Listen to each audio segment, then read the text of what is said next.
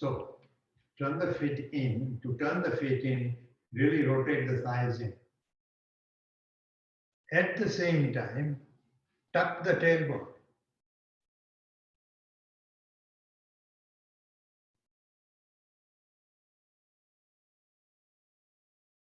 Another reason for rotating the thighs in is you want to take the two hip bones circularly towards each other.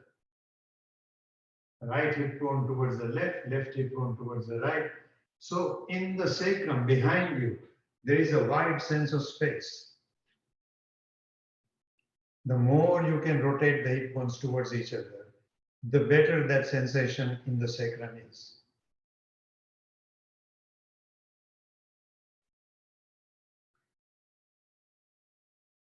To go to Uttanasana, emphasize that action that you are really widening the sacrum. And hence rotate the thighs a little more towards each other than you had in Tadasana. Rotating the thighs into each other, stamp on the outer heels to pull the two femurs away from each other, even as you rotate them in.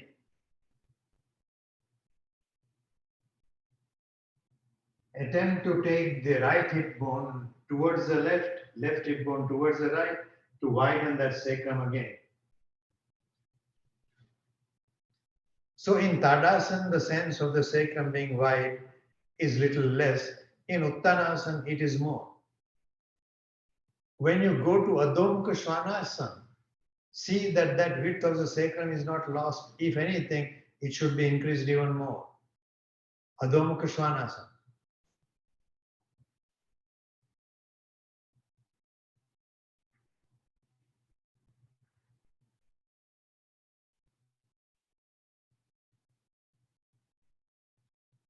Widening the sacrum, stamping on the outer heels if your heels can touch the floor, rotating thighs into each other. By using your breath, create the connection to the brain. You are affecting the brain. Don't worry right now about which particular part of the brain. The whole of the brain is affected.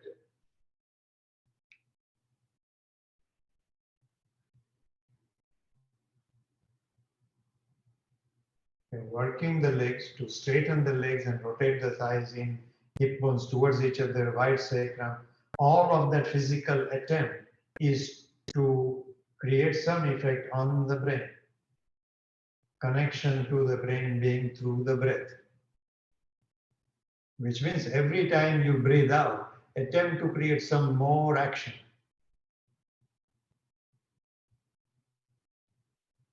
Do not do any action by holding the breath.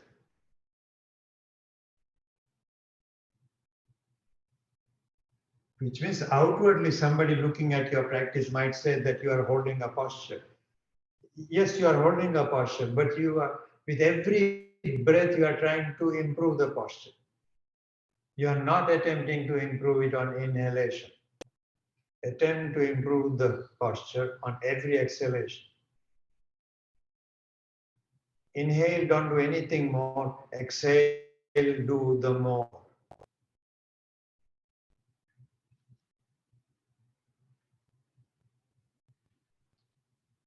And as much as a beginner might say, I'm working my hamstrings, I want you to say, I'm working my brain.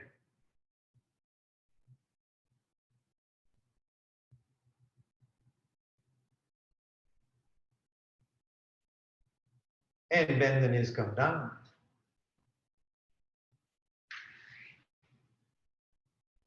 Tadasana. Inhale, come up. Come and watch.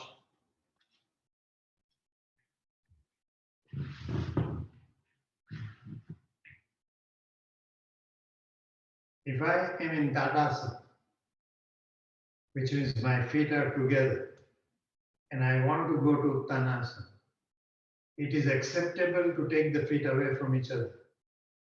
Okay, 5-6 inches. How far apart can you take your feet? I have to see the outermost part of my pelvis. Drop vertical line from there. The ankles, outer ankles should not go beyond that. So some of you doing Uttanasana with feet much wider apart. Don't do that. Okay? That is neither Padottanasana nor Uttanasana. Okay? Feel free to take your feet apart, but don't widen the feet more than the width of your own hip. So my hip is this wide. I take my vertical stance from there. This is how far apart I can take my ankles. Don't take ankles wider than Uttanasana.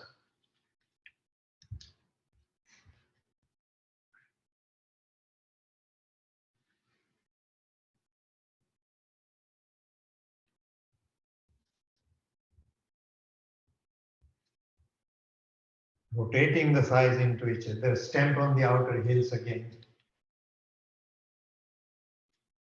Taking the hip bones circularly towards each other, create the wide sense of space more and more in the back of their sacrum. Over a period, you want to learn that space is not just in the back of the sacrum, that space is in the front of the sacrum also. And progressively, that space in the front of the sacrum goes to the front of the tailbone. Release the tailbone into that space. I'm emphasizing, do not push the tailbone. If there is no space, do not push the tailbone forward.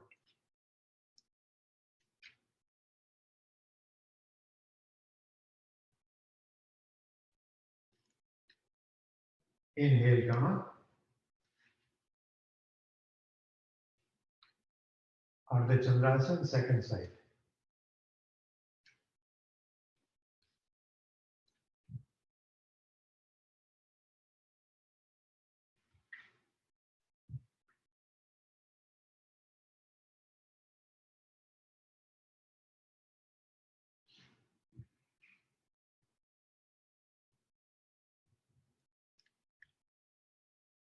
Even though thighs are rotated out, consider moving the femurs away from each other, which means you assume another leg is parallel to this right leg of Andrea. If the two are to move away from each other, movement is this thigh moves towards the wall, this femur moves towards the ceiling. Femur of the front leg moves towards the wall behind you.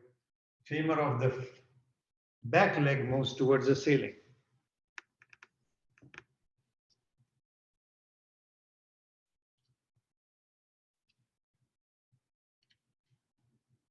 But the two hip bones don't move away from each other. Circularly, hip bones move towards each other to keep the sacrum very wide.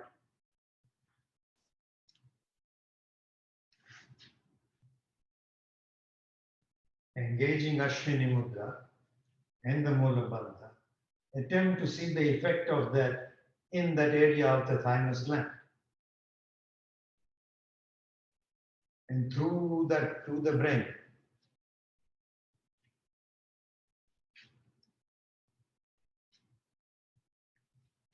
Inhale, come up.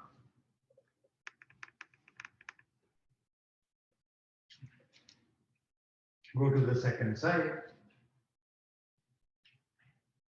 Already as you stand in the position, rotate the hip bones towards each other. Keep that rotation of the hip bones towards each other as you take your left hand down.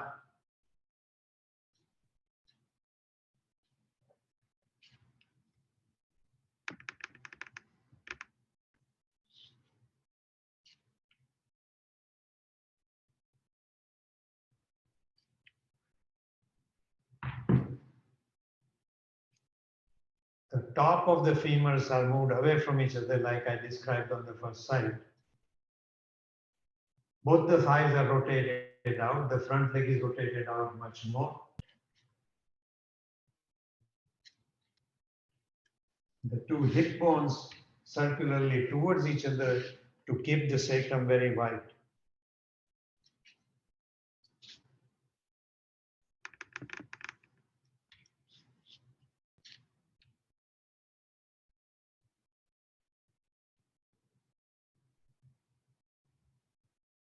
When you stretch your arms, those who are stretching the arms away from each other, yes, physically you are stretching the arm, but attempt to see its connection to the brain.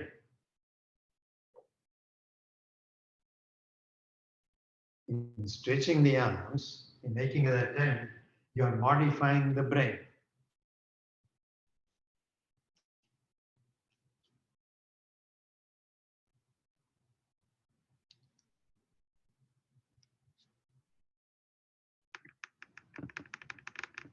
Inhale, come up.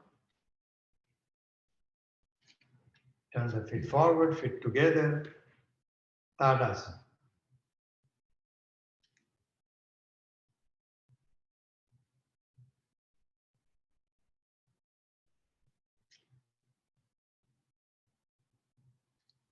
Take whatever support of the wall you need. Go to Vrikshasana.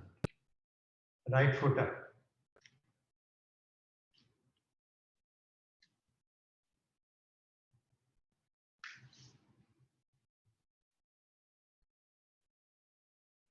Bring the hands to Namaste position.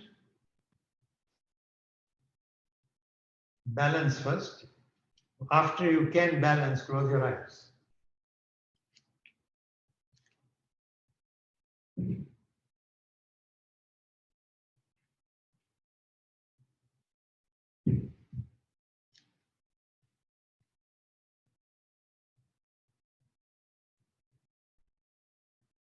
If you can, keeping the eyes closed, lift the arms up.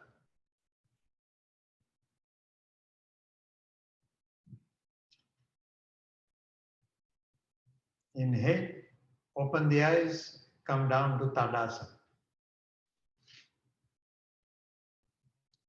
Now you have to ask yourself, why is the balance more challenging, more difficult with eyes closed? It's because of the effect it has on your brain.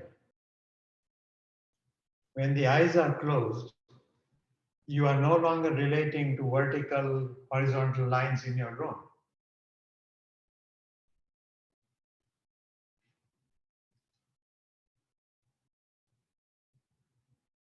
Which means not being able to see the room creates a certain effect on the brain. Physically, nothing changes except your eyelashes have come down and your center of gravity will change slightly. Not really significant. Second side. Inhale, lift the foot up.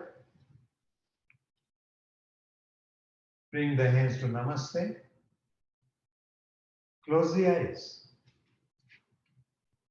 And see that that balance comes from the brain.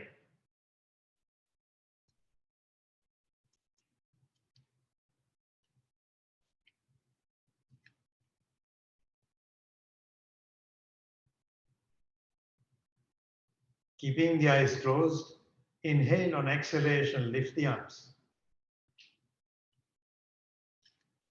That's a physical instruction, lift the arms. The effect of that has to be seen in the brain.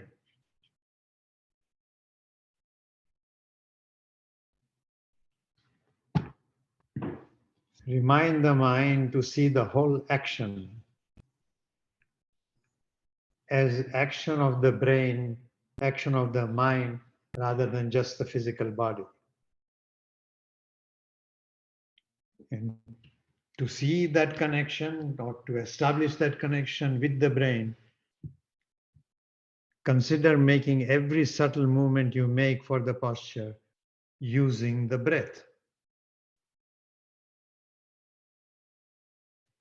And again, see here what happens if you close your eyes. If the balance is an inner balance, it is not affected by closing the eyes. If the balance is outer balance, relating to lines in the room, then the tendency would be to lose the balance. Reminding the mind that outwardly on surface you are working your body, but you are really working the brain.